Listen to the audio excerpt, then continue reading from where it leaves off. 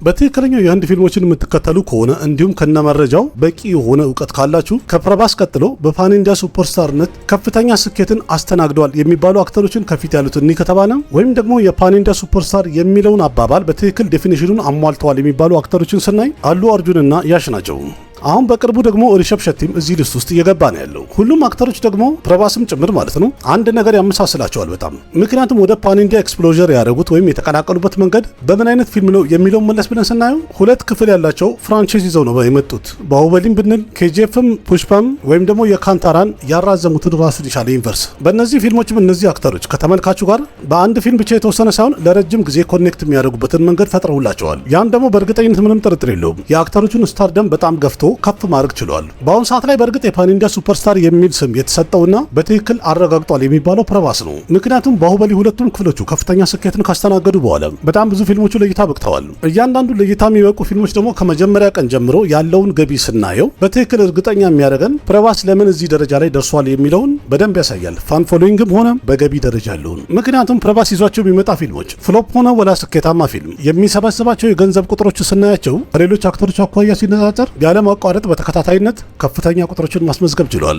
ግን የዛሬ ቪዲዮአችን ደግሞ ዋና ርዕስ የሚሆነው ከፕረባስ ቀጥሎ ቀጣዩ የፓን ኢንዲያ ሱፐርስታር ማን ነው የሚለው ነው። የትኛው አክተርስ ያኛው አቅም አለው ወደፊት በስራዎቹ ቀጥሎ የፕረባስን ቦታ ሊቆጣጠር ይችላል ወይም ሊፎካከር ይችላል የሚባለው አክተር የትኛው ነው? በመጀመሪያ ዛሬ ላይ የመረጥናቸው ሁለቱም አክተሮች ፓን ኢንዲያ የሚባለው ኤራ ከመጀመሩ በፊት ምን አይነት ስራ ሰርተዋል የሚለውን የስራ ሁኔታቸውን አይታርገን ምንመጣ ሲሆን በመጨረሻም ደግሞ ፓን ኢንዲያ ፊልሞችን ይዘው ከመጡ በኋላ ወይም በፓን ኢንዲያ ኤራ ደግሞ ምን ያህል ሰርተዋል የሚለው እናያለን። ምክንያቱም ለመወሰን ቀለል ይልናል ወይም ለውሳኔ አመቺ ያደርጋል። በመጀመሪያ የምናየው እንግዲህ ሮኪ ባይ ነው ወይም ሮኪንግ ስታር ያሽ ጉዞውን እንዴት ነበር የጀመረው የሚለው ነው። ወደ ፊልሙ ዓለም ከተቀላቀለ በኋላ የመጀመሪያ ጉዞ ምን ይመስላል የሚለው እናያለን።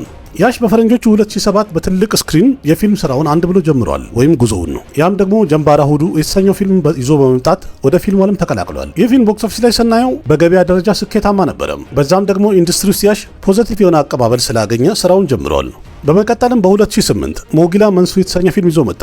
በዚህ ፊልም ላይም ከራዲካ ፐንዲት ጋር አንድ ላይ ተጣምሮ የሰራው ስራ ነበረ ወይም ፊልም ነበር። የራዲካ ፐንዲት የመጀመሪያ ፊልሟ ነበር። ይህ ጥምረትም ደግሞ ወደፊት ሄዶ በጣም ተወዳጅነትን ስላገኘ እነሱም ስለተዋደዱ በትክክለኛ ህይወትም የትዳር አጋር ሊሆኑ ችለዋል። ይህም ፊልም ተመልካቹ በጣም ወዶት ነበር። ፊልሙም ቦክስ ኦፊስ ላይ ስኬታማ ሆኖ ማለፍ ቻለም። በዛው ዓመት ሌላኛው ፊልሙ ሮኪ የተሰኘው ፊልም ላይ መሪ ተዋናይ ሆኖ ታየ። እንደዛም ሆኖ ግን በአሁኑ ወይም በዚህኛው ፊልሙ ያጋጠመው ነገር ለሱ ፌቨር የጠቀመ አልነበረም። ምክንያቱም ይሄ ፊልም ከተመልካቹ ጥሩ መልስ አላገኘም። ስለዚህ ሮኪ የተሰኘው ፊልም በስራ ህይወቱ ጅምር ላይ የመጀመሪያ ኪሳራ ወይም ፍሎፕ የሆነ ፊልም ሊሆን ቻለ። በ2009 በቀጣይ ከላራ ሰንቲ የተሰኘው ፊልም ለእይታ በቃ። ይህ ፊልም ቦክስ ኦፊስ ላይ ፌል ነው ያደረገው ወይም ፍሎፕ ሆኖ ነው የወረደው። እንደዛም ሆኖ ግን በዛ ዓመት ጎኮላ የተሰኘ ፊልሙ ለእይታ በቃ። የፊልሙ ይዘትም ኮሜዲ ድራማ ነበረ። ተመልካቹም ከፊልሙ ጋር ኮኔክት ለማድረግ ተሳካለት። የፊልሙ ይዘት ሲታይ የተለመደ አይነት ነገር ነው፣ ግን አጨራረሱ በጣም አስደናቂ ስለነበረ ተመልካቹ ኢንጌጅ ላይ ያደርገው ችሏል። በዚህ ሰዓት ላይም ደግሞ ያሽ ያስፈልገው የነበረውን ሂት የሆነ ፊልም እንዲሆን የረዳ ሆነ። በመቀጠልም በ2010 ሙዳር ሳላ የተሰኘ ፊልም ለእይታ በቃ። ይህ ፊልም ይዘቱ አንድ ሮማንቲክ ድራማ ነበረ። ተመልካቹም ፊልሙን በጥሩ ሁኔታ አየ፣ ጥሩ መልስም ሰጠው። ስለዚህ ኮሜርሻሊ በገበያ ደረጃ ስኬታማ ሆነ። በመቀጠልም በፈረንጆቹ በ2011 ራጅዳኒ የተሰኘው ፊልም ለእይታ በቃ። ኦፕኒንግ ዴይ ላይ እንኳን ጥሩ የሆነ አቀባበል ያገኛል የተባለ ፊልም ነበረ፣ ግን ረጅም ርቀት መሄድ ስላልቻለ በመጨረሻም ወደቀ። ያው መጨረሻው ፍሎፕ ሆኖ ወረደ። በዛ ዓመት ሌላኛው ፊልሙ ኪራትካ የተሰኘው ፊልም ለእይታ በቃ። ይህ ፊልም ደግሞ የታሚሉ ፊልም ከላቭሊ የተሰኘውን ፊልም ሪሜክ አድርገው የሰሩት ነበረ። ተመልካቹ በእርግጥ በጣም ወዶት ነበር ያየው። ስለዚህ ፊልሙ ቦክስ ኦፊስ ላይ ሂት መሆኑን አረጋገጠ። በዛውም ከፊልሙ ጋር አንድ ማይልስቶን አብሮ መታወስ ችሏል። ምክንያቱም ከከነር ፊልም ኢንዱስትሪ 3000ኛው ፊልም ነበረ ለእይታ ይበቃው። 50 ላክ በሚሉት ወይም ደግሞ 5 ሚሊዮን በጀት ወጥቶበት የተሰራ ፊልም 3 ከሮር አካባቢ ወይም 30 ሚሊዮን የህንድ ሩፒ አካባቢ መስራት ቻለ። በመቀጠልም ደግሞ በ2012 ለያሽ በጣም ቢዚ የሆነበት ዓመት ነበረ። ምክንያቱም በዚህ ዓመት ብዙ ፊልሞቹ ናቸው ለእይታ ይበቁት። ከነዛ መሀልም ለኪ የተሰኘው ፊልም በገበያ ደረጃ ስኬታማ ነበረ። ጃኖ የተሰኘው ፊልም እንኳን ሚክስ ሪስፖንስ ነው ያጋጠመው። እንደዛም ሆኖ ግን ጥሩ የሚባል ገቢ ሰብስበዋል። ግን በዛ ዓመት መጨረሻ ላይ ለእይታ ይበቃው ድራማ የተሰኘው ፊልም እስከዛ ሰዓት ድረስ በያሽ የስራ ህይወት ውስጥ በጣም ትልቁና ስኬታማ የሆነ ፊልም መሆን ችሎ ተመዝግቦ ነበረ። ከራዲካ ፐንዲት ጋር በድጋሚ ተጣምሮ የሰራው ፊልምን ተመልካቹ በጣም ወደደለት። በ4 ከሮር ወይም በ40 ሚሊዮን የተሰራው ይህ ፊልም 13 ከሮር ያህል መሰብሰብ ቻለ። ማለት 130 ሚሊዮን የህንድ ሩፒ ማለት ነው። በመቀጠልም በፈረንጆቹ በ2013 በያሽ የስራ ህይወት ውስጥ አዲስ ቻፕተር እና አዲስ ምዕራፍ የከፈተ አንድ ፊልም ለእይታ በቃ። ያም ደግሞ ጉግሊ የተሰኘው ነው። በዚህ ፊልም ላይ አብራ ተጣምራ የተሰራችው የነበረችው ክሪቲ ከርበንዳ የተባለችው አክትረስ ናት። ይህ ፊልም ተመልካቹ በጣም በጠንካራ ሁኔታ ኮኔክት አድርጎታል፣ ወዶታል የተባለ ፊልም ነበረ። በጊዜው ሙዚቃውም እንኳን በጣም ፖፑላር ነበር። በጣም ተሰምቷልም ተደምጧልም። በ4 ከሮር በጀት የተሰራው ይህ ፊልም 15 ከሮር ያህል መሰብሰብ ቻለ። የያሽ ስታርደሙንም አዲስ መንገድ እየቀረጸለት ወደፊት መሄድ ቻለ ፊልሙ። ምናልባት እኔም ያሽን ለመጀመሪያ ጊዜ ያየሁበት ፊልም ይሄ ነበረ። ನೀನು ನಿಜವಾಗ್ಲೂ ಬಂದಿದ್ಯಾ? Oh my god! ನಿಜವಾಗ್ಲೂ ಬಂದಿದ್ಯಾ? ከናንተ ማለት እስቲ የሮኪ ባይ አድናቂ ምን ያህል አላችሁ? በየትኛው ፊልም ነበር ለመጀመሪያ ጊዜ ያያችሁት? ያላችሁን ሀሳብ አስተያየት ኮሜንት ላይ ጻፉልኝ። በዚህ ዓመትም ሌላ አንደኛ ፊልሙ ራጃ ሁሊ የተሰኘው ፊልም ለእይታ ይበቃል። ይህ ፊልም ደግሞ የታሚል ፊልም የሆነው ሱንደር ፓንዲያል የተሰኘውን ፊልም ሪሜክ አድርገው የሰሩት ነበር። ተመልካቹም ይህን ፊልም በጣም ወዶት ነበር ያየው። በገበያ ደረጃም ስናየው ሂት የነበረ ፊልም ነበር። ምክንያቱም በ3 ከሮር በጀት የተሰራው ይህ ፊልም 12 ከሮር አካባቢ መሰብሰብ ችሎ ነበር። ልክ እንደዚህ ድራማ ጉግሊ እና ራጃ ሁሊ የተሰኙ ፊልሞች ሶስቱም በላይ ሂት በመሆናቸው የተነሳ ለያሽ የሥራ ህይወት በጣም ጠንካራ መሰረት የጣሉ ምርጥ ስራዎቹ ሊሆኑ ቻሉ። ምክንያቱም ሳንደልውድ የከነር ሲኒማ ኢንዱስትሪ አዲስ እያደገና እየፈጠነ ያለ ሱፐርስታር እያገኙ ነበረ። በመቀጠልም በፈረንጆቹ በ2014 ገጃ ኬስሪ የተሰኘው ፊልም ለእይታ በቃ። እስከዚህ ሰዓት ድረስ በያሽ የሥራ ህይወት ውስጥ በጣም ከፍተኛ ገንዘብ የሰበሰበና ሂት የሚባል ፊልም ነበር። 7 ከሮር የሚያክል ገንዘብ ወጥቶበት የተሰራ ፊልም በአጠቃላይ ወደ 30 ከሮር አካባቢ መሰብሰብ ችሎ ነበር። ይህ ፊልም ደግሞ የያሽን ስታርደም በጣም ከፍ ማድረግ ችሏል የተባለ ሆነ። ግን ደግሞ ይሄ ገና ጅምሩ ነበር። ምክንያቱም ከዛ በመቀጠልም በፈረንጆቹ በ2015 ሚስተር ኤንድ ሚስስ ራማቻሪ የተሰኘው ፊልም ለእይታ በቃ። ያሽና ራዲካ ፓንዲትም ተጣምሮ የሰሩትን ይህ ፊልም ተመልካች ከታሪኩ ጋር ኮኔክት ማድረግ ቻለ፣ ሊወዱላቸው ቻሉ። ቀደም ብሎም ደግሞ እንዳስቀመጡት ፓተርን ሁለቱ አንድ ላይ ፊልም ሲሰሩና ሲጣመሩ መጨረሻ ውጤቱ ኮሜርሻሊ ወይም በገበያ ደረጃ ስኬታማ ይሆናል ፊልሙ። እንደተባለውም ይሄ ፊልም ልክ እንደዛ ነው ያጋጠሙ። ምክንያቱም ይሄ ፊልም 8 ከሮር በጀት ወጥቶበት ተሰርቶ 50 ከሮር የሚያክል ከፍተኛ ገንዘብ መሰብሰብ ቻለ። በዛ ዓመትም ደግሞ በዓመቱ ከፍተኛ ገንዘብ ካስገቡ የከነር ሲኒማ ፊልሞች መሃል ደረጃውን መያዝ ቻለ። ከዛ መቀጠልም በዛው ዓመት በ2015 የያሽ ቀጣይ ፊልሙ ማስተርፒስ የተሰኘው ፊልም ለእይታ በቃ። ይህም ደግሞ በገበያ ደረጃ የተሳካ ፊልም ሆነ። በ2016 ደግሞ ሰንቱሽ ስትሬት ፎርወርድ የተሰኘው ፊልም ለእይታ በቃ። ይህም ፊልም እንግዲህ በሂንዲ ደብ ተደርጎ ካያችሁት ራምቦ ስትሬት ፎርዋርድ በሚል ርዕስ አይታችሁት ሊሆን ይችላል። በዚህ ፊልም ላይም ያሽና ራዲካ ፓንዲት በድጋሚ ተጣምረው ልናያቸው ችለናል። በእርግጥ የፊልሙ ታሪክ የ2015 የታሚል ፊልም ባሉ የተሰኘውን ኢንስፓየር አድርገው የሰሩት ፊልም ነበረ፣ ወይም ታሪኩ መነሻ ከዛ ነበረ። ቦክስ ኦፊስ ላይም ቢሆን ዲሰንት የሚባል ጥሩ የሚባል አቀባበል አግኝቷል። ልክ እንደዚህ አሪፍ ሆኖ ነበር ያለፈው። ሮኪንግ ስታር ያሽ ከፓን ኢንዲያ በፊት የሰራቸው ፊልሞች ይህንን ይመስላሉ በአጠቃላይ ሲታዩ። ግን እዚህ ጋር በጣም አንድ አስደንጋጭ ነገር አለ። እሱም በኋላ እናወራበታለን። ምክንያቱም መጀመሪያ ማየት ያለብን ስታይሊሽ ስታር የሚባለው አሉ አርጁን ከፓን ኢንዲያ በፊት የሰራቸው ፊልሞች ምን ይመስላሉ የሚለውን በዝርዝር እኔና ያንንም መለስ ብለን እናየዋለን። ወይም ፊልሞግራፊውን አንድ አፍታ ይታርገን እንመለስ። ስታይሊሽ ስታር የሚባለው አሉ አርጁን በፈረንጆቹ በ2003 ገንጉትሪ በተሰኘው ፊልም ወደ ፊልሙ ዓለም ስራውን አንድ ብሎ ይዞ መጣ፣ ወይም ዴቢው አደረገ። ይህንን ፊልም ደግሞ ሌጀንደሪ ዳይሬክተር የሚባለው ራግቬንደር ራው ዳይሬክት ያደረገው ፊልም ነበረ። በዛ ላይ ደግሞ ይህ ፊልም ለራግቬንደር ራው በዳይሬክተርነት ዓለም ውስጥ 100ኛ ፊልሙ ነበረ ዳይሬክት ያደረገው። የፊልሙን ሙዚቃ ኮምፖዝ ያደረጉት ያቀናበሩት የነበሩት ኤምኤም ክራቫኒ ነበሩ። ወደፊት ከሄዱ በኋላ ናቱ ናቱ በሚለው ሙዚቃቸው ኦስካር ያሸነፉት ማለት ነው። በ3 ከሮር በጀት የተሰራው ይህ ፊልም መጀመሪያ እንኳን በቴሉጉ ቋንቋ ብቻ ነበር ፊልሙ ለእይታ ይበቃው። ከበኋላ በመለያለም ደግሞ ደብ አደረጉና ሲምባ ኩቲ በሚል ርዕስ ለእይታ አብቅተውት ነበረ። በአጠቃላይ ግን ፊልሙ 11 ከሮር አካባቢ መሰብሰብ ቻለ። አሉ አርጁንም ደግሞ በኢንዱስትሪ ውስጥ አሪፍ የሚባል አቀባበልና የሥራ ጉዞውን መጀመር ቻለ። ግን ትክክለኛውና አስገራሚ ክስተት ደግሞ የተፈጠረው በቀጣይ ዓመት በፈረንጆቹ በ2004 ነበረ። እሱ የተወነበት ፊልም አሪያ የተሰኘው ፊልም ለእይታ በበቃ ሰዓት ነበረ። ሱኩማር ዳይሬክት ያደረገው ይህ ፊልም ገና በጅምር ላይ ያለው የሥራ ህይወቱን በደንብ ያቀጣጠለና አይኮኒክ የሆነ ለየት ያለ ሥራ ሊሆን ቻለ። በ4 ከሮር በጀት የተሰራው ይህ ፊልም ከ30 ከሮር በላይ ገንዘብ መሰብሰብ ችሎ ነበረ። በዚህ ፊልም ደግሞ በተመልካቹ መሃል ታማኝ የሆነና ሁል ጊዜ ስራዎቹን የሚጠብቁ አድናቂዎችን ማፍራት ቻለ። አሪያ የተሰኘው ፊልም አሉ አርጁንን በብዙ አድናቂዎች መሃል በአንድ ምሽት ብቻ ወይም በዚህ ስራው ከፍተኛ አድናቂዎችን እንዲያገኝ ረድቶታል የተባለ ፊልም ሆነ። ስታይሉም ቢሆን ቁጣው፣ እንዲሁም ደግሞ የትወና ብቃቱ በተመልካቹ መሃል ለየት ያለ መለያ እንዲሰጠው አደረገ። ይህ ብቻ ሳይሆን ፊልሙ በጣም ተወዳጅ ስለነበረ ፊልሙ በተለያዩ ቋንቋዎች ሪሜክ ተደርጎ ነበረ። በንጋሊ፣ ኡሪያ፣ ሲንገላ እና ታሚልም ጭምር። በታሚል ሪሜክ የተደረገው ኩቴ የተሰኘው ፊልም ላይ ደኑሽ እና ሽሪያ ሸረን አብረው የተወኑበት ነበር። ያን ፊልም ቢሆን ወይም ሪሜኩም ከተመልካቹ ጥሩ አቀባበል ነበር ያጋጠመው።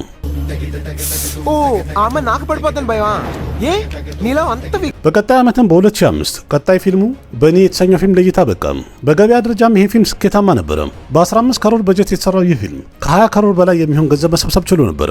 ከቴልጉ ተመልካቾች ደግሞ ፖዚቲቭ የሆነ ሪስፖንስ ስላጋጠመውና ጥሩ አስተያየት ስለሰጡት በመለያለምም ፊልሙ ደብ አድርጎ ቀረበ። በዛ የተነሳ ይህ ፊልምም ሂት እየሆነ ሄደም። ይህም ብቻ ሳይሆን በፈረንጆቹ በ2007 ይህንን ፊልም ባንግላዴሽ ወይም በበንጋሊ ሪሜክ አድርገውት ነበረ። ይህም ማለት የስራ ህይወትን ከጀመረ በኋላ በአጭር ጊዜ ውስጥ ያሉ አርጁን ፊልሞች የተለያዩ ገበያ ላይ ተፈላጊነታቸውና ተደራሽነታቸው እየበዛ ነበር ማለት ነው። ልብ ብላችሁ ካያችሁ ያሉ አርጁን የመጀመሪያ 3 ፊልሞቹ ገንጉትሪ፣ አሪያና በኔ የተሰኙት ሶስቱም ፊልሞች በላይ በገበያ ደረጃ ስኬታማ ነበሩ። ይህ በራሱ ደግሞ ጠንከር ያለ መሰረት ይጥላልም፣ በዛው የሚያስተላልፈው መልእክት አለ። በዚህ ኢንዱስትሪ ውስጥ በፊልም ስራ ለመቆየት ነው የመጣሁት፣ ዝም ብዬ ፊልም ሰርቼ ለመውጣት አይደለም የሚል መልእክትም አለው። ምክንያቱም በአጠቃላይ በሁሉም ኢንዱስትሪ ብናይ ብዙውን ጊዜ አይታይም፣ ትንሽ ነው የሚታየው። እንደዚህ አንድ አክተር የመጀመሪያ ስራውን ይዞ ከመጣ በኋላ በተደጋጋሚና በላይ ስኬትን ማግኘቱ ለብዙዎቹ ይከብዳል የሚባል ነገር ነው። በአሁኑ ሰዓት ላይ በእርግጥ መለስ ብለን ስናየው ፕረዲፕ ረንግናተን የሚባል አክተር አለ። ይህ አክተርም ደግሞ የመጀመሪያ ስራዎቹ 3 ፊልሞቹ በገበያ ደረጃ ስናያቸው ስኬታማ ናቸው። 3ቱም ፊልሞቹ ከ100 ኮሮር በላይ መሰብሰብ ችለዋል። ይህም በራሱ አስገራሚ ያደርገዋል። ላቭ ኢንሹራንስ ካምፓኒ ከተሰኘው ፊልም ሌላ ማለት ነው።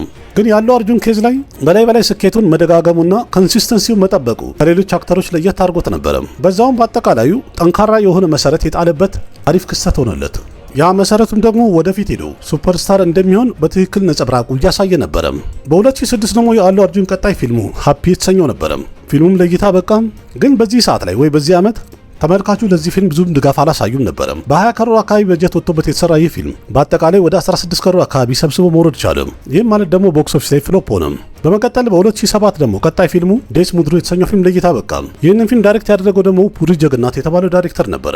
ሃፒ የተሰኘው ፊልም ፍሎፕ ከሆነ በኋላ አሉ አርጁን በጣም ትኩረት አድርጎ የነበረው ወይም ፈልጎ የነበረው በታሚል ለእይታ በቅቶ ተወዳጅነትን ያገኘው ሲቫካሲ የተሰኘውን ፊልም በቴልጉ ሪሜክ ማድረግ ፍላጎቱ ነበረ።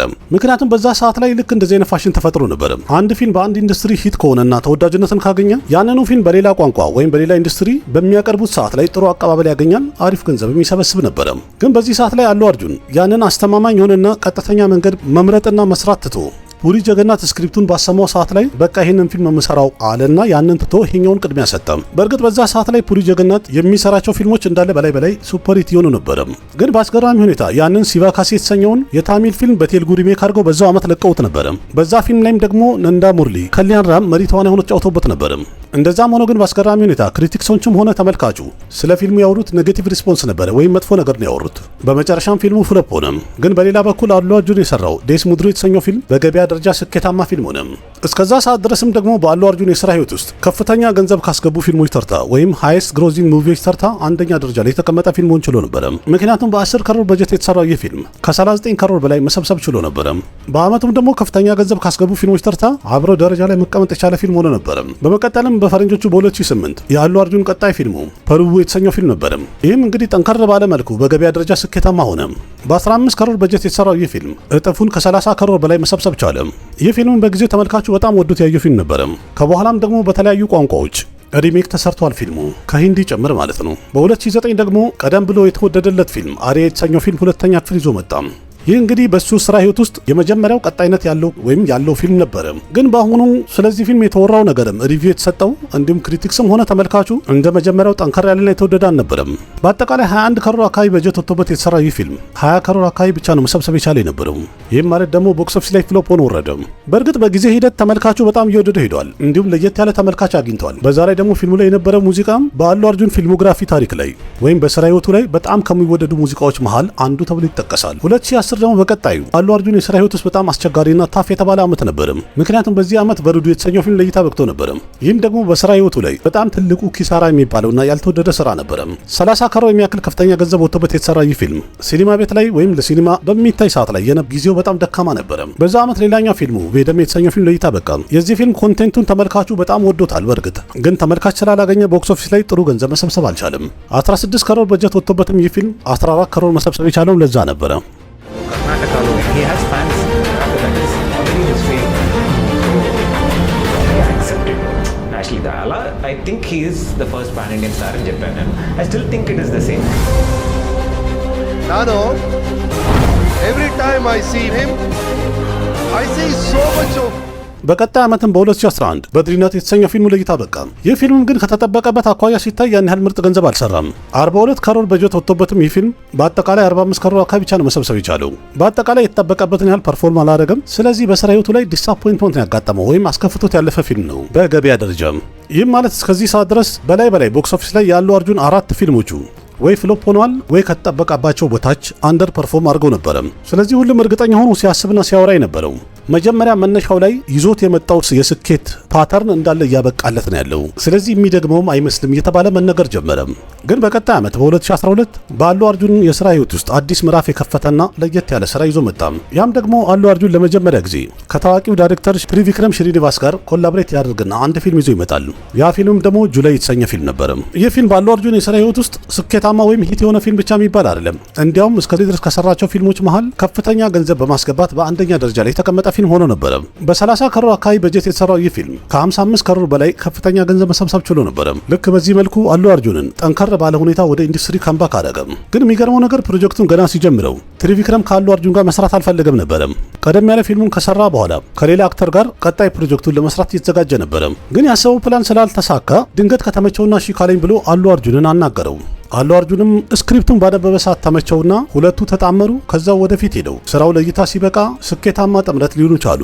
ጁላይ የተሰኘው ፊልም ስኬታማ ከሆነ በኋላ የአሉ አርጁን የሥራ ህይወቱ እንዳላበቃለት ሁሉም መሰከረም።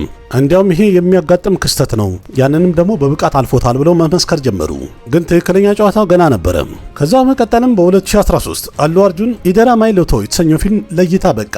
ርዕሱን እንግዲህ ትክክል ካልሆንኩኝ ያስተካክሉት። ይህ ፊልም ማለት ደግሞ ፑሪ ጀገናትና አሉ አርጁን ሲጣመሩ ለሁለተኛ ጊዜያቸው ነው። መጀመሪያ ላይ ፊልም ይዘው በመጡ ሰዓት ላይ በገበያ ደረጃ ስኬታማ ሆኖላቸው ነበረ። ግን በአሁኑ መድገም አልቻሉም ያንን ስኬት። ምክንያቱም 33 ከሮር በጀት ወጥቶበት ይህ ፊልም ከታሰቡ በታች 37 ከሮር አካባቢ ብቻ ነው መሰብሰብ የቻሉ።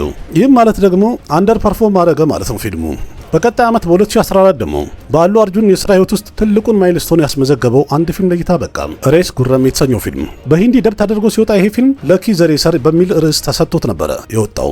ኢንተርኔት ላይ በተለይ ዩቲዩብ ላይ ከተጫነ በኋላ የፊልም ክሬዙ በጣም በከፍተኛ ሁኔታ ታይቷል። ምክንያቱም ብዙ አድናቂዎቹ እንደሚሉት ከሆነ አሉ አርጁን ጠቅላላ የሰራቸው ፊልሞግራፊዎች በአንድ በኩል፣ ለኪ ዘሬሰር የተሰኘው ፊልም ደግሞ ለብቻው በአንድ በኩል ነው የሚቀመጠው ብሎ ይላሉ።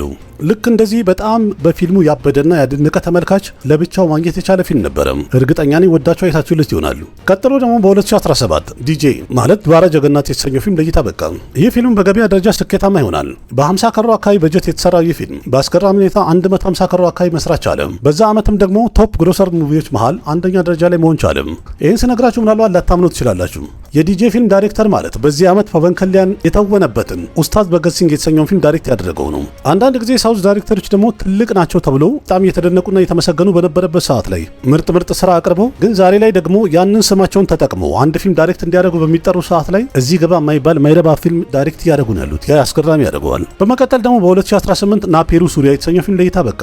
ይህ ፊልምም እንግዲህ ሚክስ የሆነ አስተያየት ተሰጥቶትም ግን 100 ከሮር ያህል መሰብሰብ ቻለ። እኔም በጣም ወድለት ፊልም ነው በእርግጥ። በ2020 ደግሞ ቀጠለና በጊዜው በአሉ አርጁን የሥራ ህይወት ውስጥ አይደለም ከጊዜው አኳያ ከቴልጉ ኢንዱስትሪ በጣም ውድ የተባለው ፊልም አላቤኩም ኩትርቡሎ የተሰኘው ፊልም ለእይታ በቃ። ይህ ፊልም ደግሞ ከትሪቪክረም ሽሪኒቫስ ጋር ለሶስተኛ ጊዜ ኮላብሬት ያደረገበት ፊልም ነበረ። የዚህ ፊልም ሙዚቃ እርግጠኛ ነኝ በጣም ብዙዎቻችሁ ሰምታችሁት ይሆናል። ሙሉ ህንድ ውስጥ የሚደመጥ ነበረ። በተለይ ደግሞ ቡዳ ቡማ የተሰኘችው ሙዚቃ በጣም ተወዳጅ ነበረች። ኢንተርኔት ላይ ራሱን የቻለ ትልቅ ትሬንድ ሆኖ ነበረ ይህ ሙዚቃ።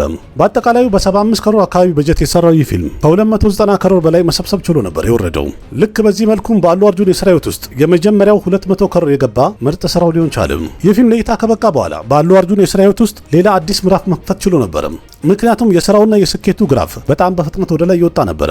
ስለዚህ በአጠቃላይ እንግዲህ ከፓን ኢንዲያ በፊት በአጠቃላይ አሉ አርጁን የሰራቸው ፊልሞች ይህን ይመስላሉ፣ ወይም ፊልሞግራፊውን መለስ ብለን ስናየው ማለት ነው። ግን እዚህ ጋር አንድ ነገር ልብ ካላችሁ አሉ አርጁን በአጠቃላይ ከፓን ኢንዲያ በፊት 4 ፊልሞቹ ከ100 ከሮር በላይ የሰበሰቡና ስኬታማ የነበሩ ፊልሞች ናቸው። ያሽ ግን በሥራ ህይወቱ ላይ አንድም ፊልም እንኳን 100 ከሮር ማርክ ላይ መድረስ የቻለ ምንም ፊልም አልሰራም ነበር። ማለት ወደ ኋላ መለስ ብለን ስናየው በአጠቃላይ ከፍተኛ ገንዘብ አስገባ የሚባለው ፊልሙ ሚስተር ኤንድ ሚስስ ራማቻሪ የተሰኘው ፊልም ነው። ያም ደግሞ 50 ከሮር ያህል ነበር የሰበሰበው። ቀጥለን ደግሞ ከፓን ኢንዲያ በኋላ ያሽ የሰራቸውን ፊልሞች ለማየት እንሞክር። በዛውም ደግሞ ሮኪንግ ስታር ያሽ ራሱን እንዴት አድርጎ የፓን ኢንዲያ ሱፐርስታር ለመሆን ስታብሊሽ እንዳደረገም እናያለን። ዓመቱ በፈረንጆቹ 2018 ነው። ለእይታ የበቃውም ደግሞ ከከነር ሲኒማ በጣም ትኩረት የተሰጠውና ሪማርኬብል የተባለው አንድ ፕሮጀክት ለእይታ በቃ። ያም ደግሞ ኬጂኤፍ ቻፕተር 1 የተሰኘው ፊልም ነው። ፐርሻንት ኒል ዳይሬክት ያደረገውና ሮኪንግ ስታር ያሽ የተወነበት ይህ ኬጂኤፍ የመጀመሪያው ክፍል አንድ ፊልም ብቻ አልነበረም፣ ራሱን የቻለ አንድ ትልቅ አብዮት ነበረ። ይህ ፊልም የያሽን የሥራ ህይወቱን ቀየረ ብቻ ሳይሆን የሚባለው እንዲያውም የከነድ ፊልም ኢንዱስትሪን ወይም ሳንድልውድን የወደፊት ስራቸውን እንዳለ ዴፊኒሽኑን ቀየረባቸው የተባለ ስራ ሆነ። ምክንያቱም ኬጂኤፍ ቻፕተር 1 ለእይታ ከበቃ በኋላ የከነር ሲኒማን ወይም ሳንድሉድን በአገር አቀፍ ደረጃ ተፎካካሪ መሆን እንደሚችሉና ብቃት እንዳላቸው እንዲታዩ ያደረገ ስራ ሆነ። 80 ከሮር የሚያክል ከፍተኛ ገንዘብ የወጣበት ይህ ፊልም የፊልሙ አክሽንም ሆነ ስኬሉ በጣም ከፍ ያለ ነበረ። ግን ደግሞ በመጨረሻ የተገኘው ውጤት ከፊልሙ በጀትም ሆነ ስኬል አኳያ በጣም የበለጠ ሆኖ ተገኝቷል። ፊልሙ በአጠቃላይ ከ250 ከሮር በላይ መሰብሰብ ቻለ። እስከዛ ሰዓት ድረስ ደግሞ ለከነር ሲኒማ ይህ ቁጥር ከነጭራሹ ተሰምቶ የማይታወቅ ነበረ። ይህንን ከፍተኛ ገንዘብ በመሰብሰብና ቁጥሩን በማሳየትም ለከነር ሲኒማ አዲስ ቤንችማርክ አስቀምጣላቸው። በዛውም ማሳመን የቻለው ሳንድሉድ የተባለው ካምፓኒም በአገር አቀፍ ደረጃ ተፎካካሪ መሆን የሚችል አቅም እንዳለው ማሳየት ቻለ። እንደዛም ሆኖ ግን ትክክለኛ አብዮቱና ታሪኩ በደንብ የታየው በፈረንጆቹ 2022 ነበረ። ለከነር ሲኒማ የፊልም ኢንዱስትሪ ወይም ለሳንድልውድ ወርቃማ ጊዜ ነበረ። ምክንያቱም በዚህ ዓመት ለእይታ የበቃው ኬጂኤፍ ሁለተኛው ክፍል ነበረ። ከመጀመሪያው ክፍል ወይም ከቻፕተር 1 የሚቀጥል ታሪክ ነበረው። ይህ ፊልም ደግሞ ሰርቶ ያሳየው ከነጭራሹ ማንም ሰው ያልጠበቀውና ያልገመተው ነገር ነው። ምክንያቱም ከመጀመሪያ ክፍሉ አኳያ ሲታይ በጣም በብዙ እጥፍ የበለጠ ስኬትን ማስተናገድ ችሎ ነበረ። በ100 ከሮር በጀት የተሰራው ይህ ፊልም ከ1200 ከሮር በላይ በመሰብሰብ አጃይብ አሰኝም። ይህ ገንዘብ ደግሞ ወይም ይህ ቁጥር በአጠቃላይ እስካሁን ድረስ ለከነር ሲኒማ ወይም ለሳንድልውድ ከፍተኛ የተባለ ማይልስቶን ነው፣ የማይነካ ቁጥር ሆኗል። ሌላው ቀርቶ እንኳን ካንታራን የመሰለ ለየት ያለ ኦዲየንስና ተከታይ ያገኘ ፊልም እንኳን የዚህም ፊልም ሪከርድ መስበር አልቻለም ነበርም። ምክንያቱም ካንታራን በራሱ ስናየው በጣም ከፍተኛ ስኬትን ያስተናገደ ፊልም ነበረ። ስለዚህ ከከነር ሲኒማ ወይም ከሳንድልውድ ወጥቶ ይህንን 1200 ከሮር የሚያክል ከፍተኛ ሪከርድን መስበር አለበት ከተባለ ወይም መስበር ይችላል የሚባል ፊልም አለ ቢባል ከዚህም ደግሞ አልፎ ለከነር ሲኒማ ሌላ አዲስ ሪከርድ ሊያስመዘግብ የሚችልና ቤንችማርክ ሴት ሊያደርግ የሚችል ፊልም አለ ቢባል አክተሩም ራሱ ያሽ ነው፣ ፊልሙም ደግሞ በቀጣይ ይዞት የሚመጣው ቶክሲክ የተሰኘው ፊልም ነው ብሎ ሁሉም ይስማማበታል። በመቀጠል ደግሞ ከፓን ኢንዲያ በኋላ አሉ አርጁን የሰራቸውን ስራዎች ደግሞ አይታርገን እንምጣ። በፈረንጆቹ 2021 ላይ አሉ አርጁን በትክክለኛ የተስተካከለ ፓን ኢንዲያ የተባለ ፊልም ለእይታ በቃ። ያ ፊልም ርዕሱም ደግሞ ፑሽፓ ዘ ራይዝ የተሰኘው ነው። በዚህ ሰዓት ላይ ስታይሊሽ ስታር ወይም አይኮኒክ ስታር የሚባለው አሉ አርጁን ሙሉ ህንድ እሱን እንዲያየው ያስገደደ ድንቅ ስራና ምርጥ ህወና አሳየበት የተባለ ስራ ሆነ። 200 ከሮር የሚያክል ከፍተኛ ገንዘብ የወጣበት ይህ ፊልም 390 እና ከዛ በላይ የሆነ ገንዘብ መሰብሰብ ቻለ። ይህ ፊልም ሂት የሆነ ወይም ስኬታማ የሆነ ፊልም ብቻ ነው ማለት አይደለም፣ ወይም ለማለት ይከብዳል። እንዲያውም ሌላ ነገር እየነገረን ነበረ። አሉ አርጁን በፓን ኢንዲያም እንኳን ዶሚኔት ለማድረግና ሱፐርስታር ለመሆን እየመጣ ነው ያለው እያለ እየነገረን ነበረ። የዚህ ፊልም ሙዚቃውም ሆነ ዳያሎጉም ስታይሉም ጭምር ሁሉም ነገር በጣም በከፍተኛ በብዙ ተመልካች መሃል በጣም ቫይራል ሆነ። ሁሉም የሚቀባበለውና የሚያወራለት የሚነገርለት ነገር ሆነ። ዳይሬክተሩ ሱኩማርና አሉ አርጁን ለሶስተኛ ጊዜ ሲጣመሩ ነው ይህን ፊልም ይዘው የመጡት። በዛም አንድ አስገራሚ ነገር ልንገራችሁና ሱኩማርም የዳይሬክተርነት ስራውን ዴቢዩ 1 ብሎ ሲጀምር ከአሉ አርጁን ጋር ነበር ያደረገው። ወደ ፓን ኢንዲያም ደግሞ ስራውን ይዞ ሲመጣም ከአሉ አርጁን ጋር ነው የተቀላቀለውም የገባውም። ይህን ስሰሙ ምናልባት በጣም ልትገረሙ ትችላላችሁ። ፑሽፓን እንዲሰራ በመጀመሪያ ሱኩማር አሉ አርጁን አልመረጠውም ነበረም። እንዲያም ለዚህ ፊልም የተመረጠ የነበረው ፕሪንስ መሄሽ ባቡ ነበረም። ስክሪፕቱ መጀመሪያ ተነቦለት ነበረ፣ እንዲሰራም ተጠይቆ ነበረ። ግን ስራው ላይ የሆነ አንዳንድ ነገር ስላልተመቸው ክሬቲቭ ዲፈረንስ ስለተፈጠረ መሄሽ ባቡ ራሱን ከዚህ ፕሮጀክት ለየም። ግን ዛሬ ላይ ደግሞ በትክክል ስናየው ይህንን ገጸ ባህሪ ከአሉ አርጁን ሌላ የትኛው አክተር በዚህ መልኩ በብቃት ይወጣው ነበር ብሎ ለማሰብ ራሱ የሚከብድ ያህል አድርጎታል። ከዛ በመቀጠል ደግሞ ፑሽፓ ሁለተኛው ክፍል ወይም ፑሽፓ ዘሩል የተሰኘው ፊልም ለእይታ በቃ። ሁላችሁም እንደምታውቁት ይህ ፊልም ያጋጠመው ነገር በራሱ በህንድ ሲኒማ ላይ አንድ ትልቅ ታሪክ ነው የሆነው። ምክንያቱም ፊልሙ በ2024 ለእይታ ከበቁ ከህንድ ፊልሞች በአጠቃላይ ማለት ነው ከፍተኛ ገንዘብ ከሰበሰቡ ፊልሞች ተርታ ከላይ የሚጠራ መሆን ቻለ። በሱኩማርም ሆነ በአሉ አርጁን የስራ ህይወት ውስጥ በዳይሬክተሩም ሆነ በአክተሩ ማለት ነው በከፍተኛ ሁኔታ ከፍተኛ ገንዘብ የሰበሰበና ትልቁ ብላክበስተር ፊልማቸው መሆን ቻለ። በዛውም ደግሞ የመጀመሪያው 1000 ከሮር ያለፈ ስራቸው ወይም ፊልማቸው ሊሆን ቻለ። ይህም ብቻ አይደለም፣ ፊልሙ በሂንዲ ቋንቋ የተለቀቀው ብቻ እጅግ በጣም አስገራሚ የሆነ ትልቅ ሪከርድ ማስቀመጥ ችሎ አልፏል። ምክንያቱም በሂንዲ ቋንቋ የተለቀቀው ብቻ 900 ከሮር ያለፈ ቢዝነስ መሰብሰብ ችሎ ነበረ። ይህንን ሪከርድ እንግዲህ አሁን ነው ዱረንደር 1000 ከሮር አልፎ የሰበረውና በልጦት ሄደው። የመጀመሪያው ክፍል ወይም ፑሽፓ ዘ ራይዝ የተሰኘው ፊልም የነበረ ሙዚቃዎች ቫይራል የሆኑትን ያህል የፑሽፓ ሁለተኛው ክፍል ግን የቦክስ ኦፊስ ስኬሉ ወይም ገቢውና ስኬቱ 3 እና 4 እጥፍ ከዛ የበለጠ መሆን ቻለ። ምክንያቱም 500 ከሮር የሚያክል ከፍተኛ ገንዘብ ከወጣበት በኋላ ይህ ፊልም ከ1800 ከሮር በላይ ሰብስቦ አጃይብ አሰኘን። ልክ በዚህ መልኩ ባሉ አርጁን የስራ ህይወት ውስጥ በጣም ትልቁና ከፍተኛ ገንዘብ የሰበሰበው ፊልም መሆን ቻለ ፑሽፓ ዘ ሩል። የፑሽፓቱ ስኬትም ደግሞ በግልጽ ያሳየን አሉ አርጁን በፓን ኢንዲያም ማርኬት ላይ ለመፎካከርና ለመወዳደር ብቻ አይደለም የመጣው። እንዲያም ልክ እንደ ርዕሱ ሩል ለማድረግ ሊነግስበት እንደመጣ በደንብ አሳይተዋል። የተለያዩ ክሪቲክሶች በፊልሙ ላይ ያሉ የተለያዩ አክሽን ሲኮንሶችን እንዲሁም ድርጊቶችን ሴንስ የለውም እያሉ የተለያየ አስተያየት ቢሰጡበትም ሚክስ ሪቪው ቢያጋጥመውም ተመልካቹ ከነጨራሻው አልሰማቸውም። እንዲያውም ፊልሙን በጣም ስለወደደውና በጠንካራው ከፊልሙ ጋር ኮኔክት ማድረግ ስለቻለ ኦዲየንሱ ፊልሙን ለማየት ማንም የሚከለክለው ማግኘት አልቻለም። ሁሉም ግር ብሎ እያየ ስኬታማ አደረገው። ለዛም ይመስላል ተመልካች ስለወደደው ፑሽፓቱ ቦክስ ኦፊስ ላይ ብዙ ሪኮርዶችን ሰበረ፣ አዳዲስ ሪኮርዶችንም የራሱን ማስቀመጥ ቻለም። በእርግጥ የፑሽፓቱ ስኬትን ስናየው በጊዜው ከተአምር የሚተናነስ አይደለም። አይደርስም የተባለባቸውን እያንዳንዱ ማይልስቶኖች በአጭር ጊዜ ውስጥ እያለፈና እየሰበረ ስኬታማ የሆነ ሄደ ፊልም ነበረ። ምክንያቱም በዛ ፍጥነት እንደዚህ አይነት ፊልም እዚህ ገበያ ላይ ይደርሳል ብሎ ማንም አልጠበቀም ነበርም። አሁን ቀጥለን እስቲ ወደ ዋናው ነጥብ እንምጣ። ምክንያቱም ዋናው ጥያቄ እሱ ነውና ከሮኪንግ ስታር ያሽና ከአይኮኒክ ስታር አሉ አርጁን ማን ነው ቀጣዩ የፓን ኢንዲያው ትልቁ ሱፐርስታር? እዚህ ንጽጽር ላይ በእርግጥ ሪሸብ ሸቲን አናስገባውም፣ ምክንያቱም ትክክለኛ ንጽጽር አይሆንም ብዬ ስለማስብ ነው። ሪሸብ ሸቲን ከፓን ኢንዲያ በፊት የነበረውን ጉዞ ስናየው ያን ያህል ብዙ ስኬትን ያስተናገደና የሚታወቅ ሰው አልነበረም። በኢንዱስትሪስ በእርግጥ ስራውን ይሰራ ነበረ፣ ፊልሞችንም እያቀረበ ነበረ። በዓለም አቀፍ ደረጃ ግን ስናየው ማንነቱን የሚያውቀው ሰው በጣም ጥቂት ነበረ፣ ብዙ አይታወቅም። በዛ ላይ ደግሞ ያገኘውንም ስኬት ስናየው በዛ ሰዓት ላይ በትንሽ ስኬል የተሰራ ፊልም ላይ ታሪኩ ስለተወደደ ብቻ ያገኘው ስኬት ነበረ። ስለዚህ ከፓን ኢንዲያ በፊት በነበረው ኤራ እናወዳድረው ከተባለ ሪሸብ ሸቲ ምንም ጋር መድረስ አይችልም፣ ወይም አንዳቸውም ጋር አይደርስም። ግን ደግሞ ከፓን ኢንዲያ በኋላ ስናየው ማለት ከጄፍ እና ፑሽፓ የመሳሰሉ ፊልሞች በወጡበት ሰዓት ላይ ከአሉ አርጁንና ከያሽ አሉ አርጁን በልጦ ይታያሉ። ምክንያቱም ደግሞ ወደ ፓን ኢንዲያው ከመቀላቀሉ በፊት አሉ አርጁን ራሱን የቻለ ስታፕሊሽድ የሆነ ተወዳጅ የሆነ በአገሪቱ ላይ ትልቅ ሱፐርስታር ነበረ። በሂንዲ ኦዲየንስም እንኳን በሰሜኑ ደብ ተደርገው የሚቀርቡ ፊልሞቹ በጣም ክሬዝ ነበራቸው። ይህን እንኳን ብዙ ጊዜ አውርተንበታል። ሙዚቃው፣ ዳንስ ስቴፑ፣ ስታይሎቹ በሰሜኑ በኩል ወይም በሂንዲ ቋንቋ ተናካሪዎችን በኩል በጣም ብዙ ተከታይ አግኝተውት የሚወዱትና የሚያደንቁት አክተር ነበረ። እንደ አሪያ የመሳሰሉ ፊልሞች ደብ ሆነው ቀርበውም እንኳን በሂንዲ ተመልካቾች መሃል አይኮኒክ ስታር የሚል ትልቅ ስም ማግኘት ችሎ ነበረ።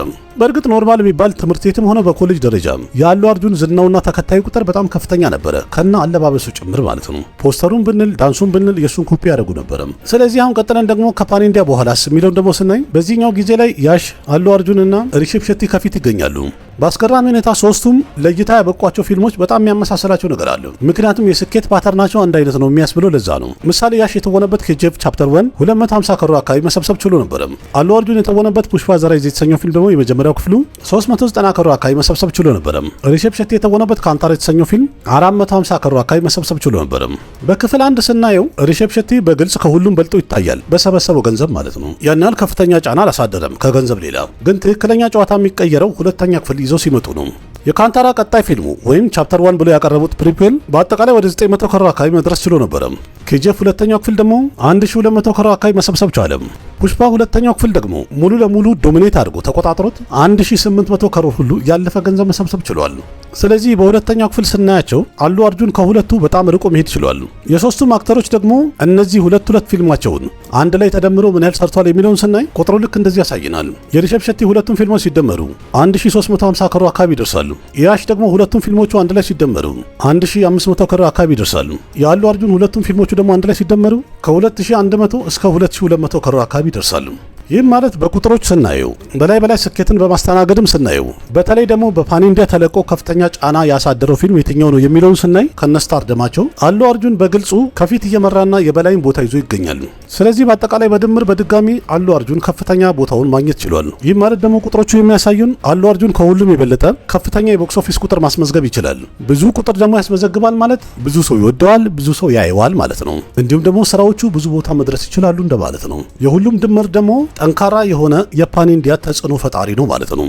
ስለዚህ በአሁኑ ሰዓት ላይ ከፕረባስ ቀጥሎ ቀጣዩ የፓን ኢንዲያ ሱፐርስታር አሉ አርጁን ነው ብንል የሚያስደፍረን ያህል ደረጃ ላይ ደርሰናል። ግን ደግሞ ኬጂኤፍ ቻፕተር 2 እና ፑሽፓቱ የተለቀቁበትን ጊዜ እኒ ከተባለ ሁለቱም ፊልሞች ለእይታ የበቁበት ጊዜ በጣም የተለያየ ሁኔታ ላይ ነበሩ። ኬጂኤፍ ሁለተኛው ክፍል ከፓንዳሚክ በኋላ ነበር ለእይታ የበቃው። በዛ ሰዓት ደግሞ ገበያው ሙሉ ለሙሉ አልተረጋጋም ነበርም። ፑሽፓቱ ግን የተለቀቀበት ሰዓት ተመልካቹ ወደ ሲኒማ ቤት መሄድ ኖርማል ያደረገበት ሰዓት ነበረም። ስለዚህ ለጊዜውም ቢሆን እንኳን ሁኔታዎች እንደሚያሳዩን ከሆነ በዚህ ውድድር ላይ አሉ አርጁን ከፊት ሆነው ይታየናል። ግን ደግሞ አትሳሳት፣ ውድድሩ በዚህ አያበቃም። ምክንያቱም ያሽም ሆነ አሉ አርጁን በቀጣይ የሚሰሯቸው ፊልሞች እጅግ በጣም ጠንካራ የሆኑ ፊልሞች ናቸው። ምሳሌ አሁን በቅርቡ ያሽ ለእይታ የሚያበቃው እንደ ቶክሲክ አይነት በትልቅ ስኬል የተሰራ ሞቅ ያለ አክሽን ፊልም አለ። ይህ ፊልም እንግዲህ አሁንም ቀኑን ካልቀየሩት በዚህ ዓመት ለእይታ እንደሚበቃ ነግረውናል። አሉ አርጁን ደግሞ ከአትሊ ጋር ተጣምረው ቀጣይ ትልቅ ፕሮጀክት የሆነውን ራካ የተሰኘውን ፊልም እየሰራ ነው ያለው። ሁለቱም ፊልሞች ካያችሁ ቪዥናቸው በጣም ከፍ ያለ ነው፣ ስኬሉም በጣም ትልቅ ነው። በዛም የተነሳ ይመስላል በህንድ ሲኒማ በቀጣይ ከሚለቀቁ ፊልሞች መሃል ሞስት አንቲሲፔትድ ተርድ ሙቪ ኦፍ ዘ ይር ከሚለው ላይ የሚጠቀሱ ናቸው፣ ወይም በጣም ከሚጠበቁ ፊልሞች መሃል ከፊት ያሉ ፊልሞች ናቸው። ከዛ ሌላ ያሽ ደግሞ ይዞት የሚመጣው ራማይን ፓርት 1 እና ፓርት 2 አሉ። እነዚህ ደግሞ ሜጋ ፕሮጀክቶች ናቸው። ኬጂኤፍ 3ኛው ክፍልም ደግሞ አለ፣ ገና ይጠብቃል። አሉ አርጁንም ቢሆን በቀጣይ ከሚሰራቸው ፊልሞች ውስጥ ከሎኬሽ ከነግራጅ ጋር የሚሰራው ኤኤ 23 የተሰኘው ፊልምም አለ። ከዛ ሌላ ደግሞ ፑሽፓ 3ኛው ክፍል ዘ ራምፔጅ ብለው እንደሚሰሩት ቀደም ብለው አናውንስ አድርገዋል። ይህም ማለት ደግሞ እነዚህ ሁሉ ፊልሞች ለእይታ ሲበቁ እስካሁን ድረስ ያየናቸው ግብግብ እንዳለ በጣም እየሞቀና እየደመቀ ይሄዳል ማለት ነው። ከዚህ በኋላ ያለውን እንግዲህ በቀጣይ የሚሰሩት ፊልም ላይ የሚያሳዩት ትወና፣ የሚያስገባው ገቢ እንዲሁም ከተመልካቹ የሚያገኙት ሪስፖንስ ጠቅላላ ፐርፎርማንሱ ወሳኝነት አለው ማለት ነው። ከፕረባስ ቀጥለው ይሆናሉ ወይስ ደግሞ ከፕረባስ በልጠው የሚለውንም ዘውዱን ማን ይጭናል የሚለውን ስራቸው ይወስናል። እስከዚህ ሰዓት ድረስ እንግዲህ ባለው ስናየው ኮንክሉዥኑ ወይም መደምደሚያ የሚሆነው ከፕረባስ ቀጥሎ ቀጣዩ የፓን ኢንዲያ ሱፐርስታር ማን ነው ቢባል በአሁኑ ሰዓት ላይ አሉ አርጁን እንደሆነ መረጃዎች ቅልብጭ አድርገው ያሳያሉ። እናንተስ ምን ትላላችሁ? ከፕረባስ ቀጥሎ ቀጣዩ የፓን ኢንዲያ ሱፐርስታር ማን ነው? በአጠቃላይ የትኛው አክተር ይህን ያህል ብቃት አለው ብላችሁ ትላላችሁ? ይህንን የፓን ኢንዲያ ሱፐርስታር የሚለውን ዘውድ በቀጣይ ይዞት በትክክል መሄድ ይችላል የምትሉት አክተር ካለም ኮሜንት ላይ ጻፉልኝ። ባለፈው አቀርብላችኋለሁ ካልኩ በኋላ እንግዲህ ብዙዎቻችሁ ስትጠይቁ ነበረ። ምንም እንኳን አድካሚ ቢሆንም ተወዱታላችሁ ብዬ ሰራሁት ነው። ቪዲዮ ከተመቻችሁ ላይክ አድርጉ፣ ያላችሁን ሀሳብ አስተያየት በኮሜንት ግለጹ፣ ለጓደኞቻችሁም ሼር አድርጉ። ለቤቱ አዲስ ሆናችሁም ደግሞ ሰብስክራይብ በማድረግ ቤተሰብ ሁኑ። ልክ እንደዚህ ከህንድ ሲኒማ ጋር የተያዙ በጣም ብዙ መረጃዎችን በዚህ ዩቲዩብ ቻናል ተራ በተራ እንቀባበላለን፣ አቀርብላችኋለሁ። በሌላ ምርጥ ቪዲዮ በድጋሚ እስከምንገናኝ ድረስ አቅራቢያችሁ ቃሲም ካነበርኩኝ ደህና ሁኑ። ባባይ ना जाने कैसा एहसास है, बुझती नहीं है क्या प्यास है, क्या नशा इस प्यार का मुझ पे सनम छाने लगा। कोई न जाने क्यों चैन होता है, क्या करूँ कुछ कुछ होता है, क्या करूँ हाय कुछ कुछ होता है।